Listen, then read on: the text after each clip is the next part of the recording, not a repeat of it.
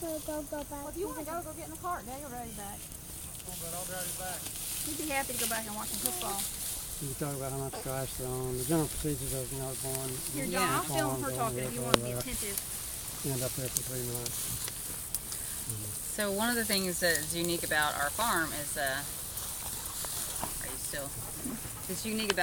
how much grass we have, and that really has a big impact on the soil.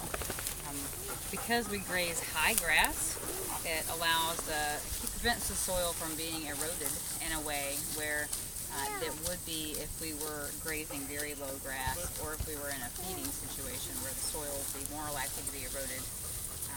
If we keep high grass on the ground, the soil is going to be healthier, and it's going to hold a lot of moisture in up next to the soil, and that's going to help insulate us from severe drought conditions for a short amount of time. It's going to give us a little more flexibility when it does get dry, because we've got that grass holding moisture up next to the soil.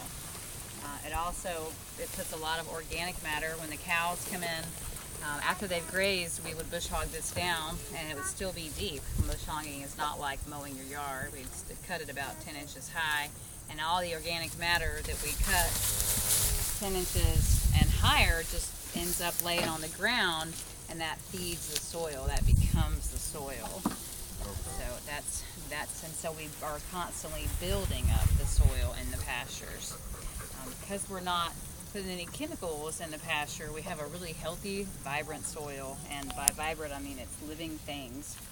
If you were to take a shovel and dig up a divot of this pasture, it would be full of earthworms. Earthworms are what we call nature's plowman. They're in there rooting around. The soil goes in one end and out the other. They aerate it. They make little tunnels in it for, aerating. It means you get the air down the soil. They keep it from being tightly compacted. And having a lot of healthy earthworms is a real indication of a healthy soil.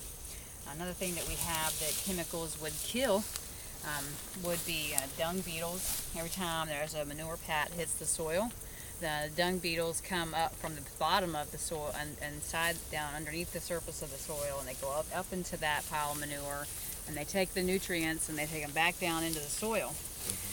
And so they're taking a lot of nutrients deeper and deeper into the soil. And if you use fertilizers or herbicides or pesticides, you're going to end up destroying dung beetles. They can't live in that kind of environment. Same thing with earthworms. So having the soil is a really key, it's something that we think a lot about here, because